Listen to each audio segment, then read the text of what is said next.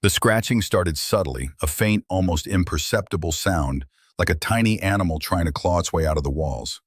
At first I dismissed it. Old house, right? Settling. Ghosts, maybe.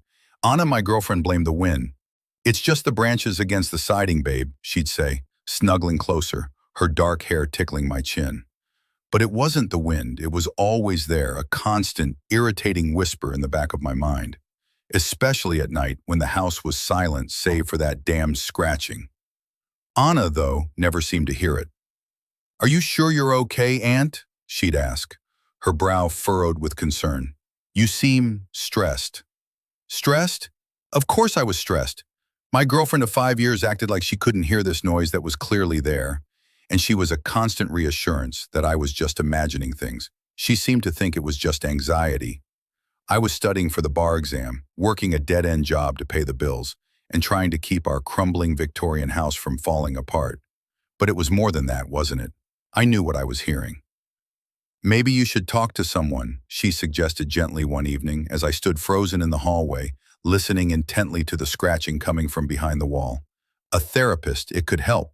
The therapist, right? Another person to tell me I was imagining things. Another person to subtly suggest I was losing my mind. Anna, the master manipulator, had already planted the seed. I was losing my mind. I was becoming obsessed. The scratching was consuming me. I had to find the source. Anna and I had met in college. She was vibrant, artistic, a free spirit who saw the world in a way I never could. I was drawn to her energy, her passion. She was the color in my black and white world. We were inseparable. After graduation, we moved into this old house, a fixer-upper with character, as Anna put it. I loved it, despite the constant repairs and the ever-present feeling of wrongness. But lately, things had changed. Anna was distant, preoccupied. She spent hours in her studio, lost in her painting, emerging only for meals and perfunctory goodnight kisses. Our conversations were strained, filled with awkward silences. The spark, the fire had dwindled to embers. Then there was Carl, my brother. Charismatic, successful, the golden child, he visited often, charming Anna with his wit and easygoing nature.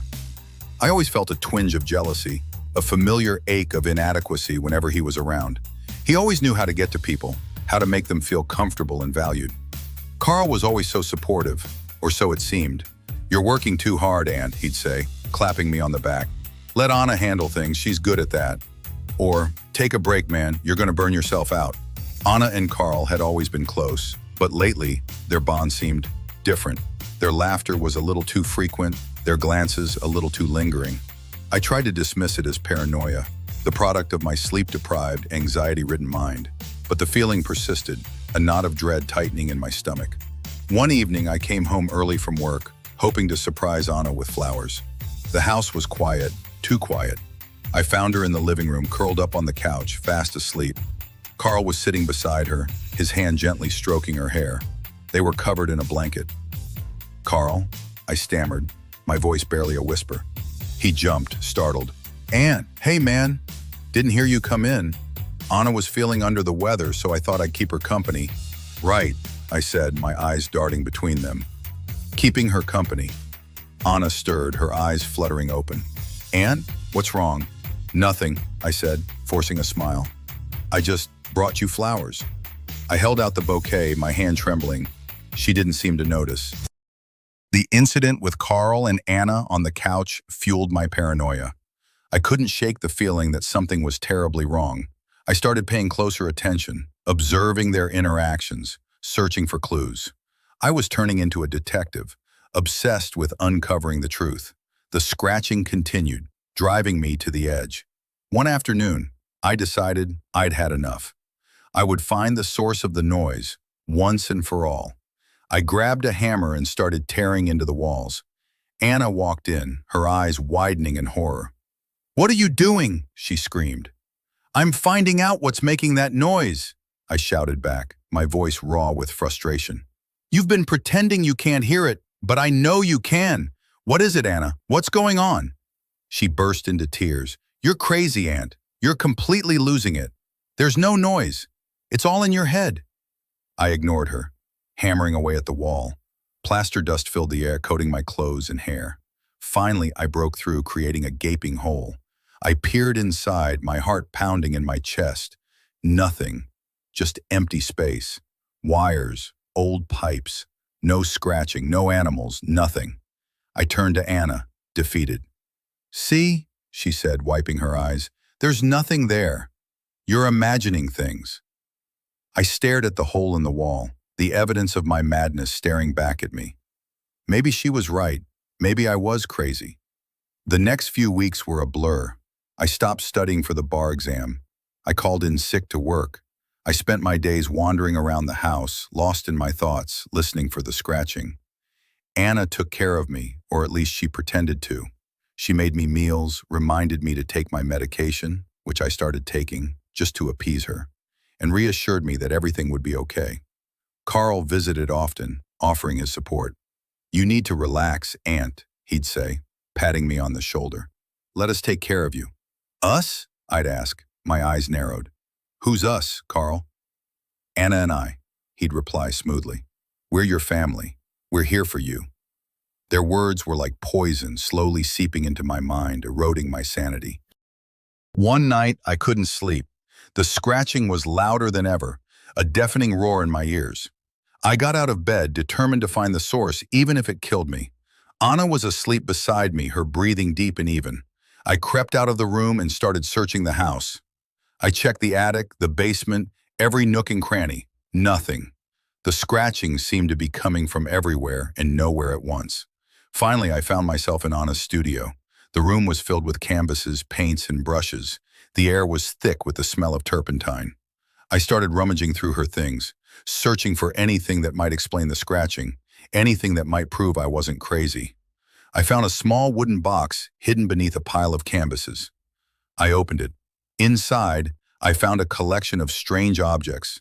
A bird's skull, a dried-up rat, a lock of hair, and a small metal device with a sharp pointed end. A scratching device. My blood ran cold. This was it. This was the source of the scratching. But why? Why would Anna do this to me? Then, I saw something else. A photograph tucked away at the bottom of the box. It was a picture of Anna and Carl, naked, embracing. Their faces were flushed with passion, their eyes locked in a gaze of pure lust. The truth hit me like a punch to the gut. Anna and Carl, they were having an affair. They had been all along. And the scratching? It was all a game, a twisted, cruel manipulation designed to drive me insane. They wanted me out of the picture, literally and figuratively. I stumbled backward, my mind reeling. Everything made sense now. Anna's distance, Carl's constant presence, the scratching, the therapist, the medication. It was all a carefully orchestrated plan to gaslight me, to make me question my own sanity, to push me over the edge. I stormed back into the bedroom, my heart pounding with rage. Anna was still asleep, oblivious to the chaos she had unleashed. I grabbed her by the shoulders and shook her awake. "Anna!" I screamed. "Wake up! I know everything!" She sat up, startled. "Aunt, what's going on? What are you talking about?" I threw the photograph at her. This is what I'm talking about. You and Carl, you've been sleeping together, haven't you?" She stared at the picture, her face draining of color. "Aunt, I can explain." "Explain what?" I interrupted, my voice trembling with fury. "Explain how you've been manipulating me for months? Explain how you drove me to the brink of insanity? Explain how you betrayed me with my own brother?" "It's not like that," she said, her voice barely a whisper. "It just happened. We didn't mean for it to." "Shut up!" I roared. "I don't want to hear your lies. I trusted you, Anna. I loved you. And you betrayed me in the worst possible way." I turned to Carl, who was standing in the doorway, his face a mask of guilt. "And you," I spat. "My own brother. How could you do this to me?" "Aunt, he began, but I cut him off. "Get out!" I screamed. "Both of you, get out of my house. Get out of my life." They didn't need to be told twice. They scrambled out of the house, leaving me alone in the wreckage of my shattered life. The aftermath was a blur of legal battles, therapy sessions, and soul-searching. I filed for divorce. I severed all ties with Carl. I sold the house that held so many painful memories. It was tough to come to terms with the betrayal. I felt crazy, like they had succeeded in their plan, but I wasn't going to let them win. It took a long time, but eventually I started to heal. I went back to school, finished my law degree, and found a job I loved. I surrounded myself with supportive friends and family. I learned to trust again, slowly, cautiously. I never heard from Anna or Carl again. I didn't want to. They were ghosts from a past I was determined to leave behind. I will always carry the scars of their betrayal, but those scars serve as a reminder of my resilience, my strength, and my ability to overcome even the darkest of times. I am not crazy. I was manipulated, betrayed, and gaslit, but I am not crazy. I am a survivor. Sometimes, late at night, I still hear the scratching. But now, it doesn't scare me. It reminds me of how far I've come, how much I've overcome. It's a reminder that even when someone tries to make you think you're crazy, you have the power to reclaim your sanity and rebuild your life. The scratching is a part of my story, a dark chapter in my past. But it doesn't define me. I am more than the scratching. I am Anthony, and I am finally free.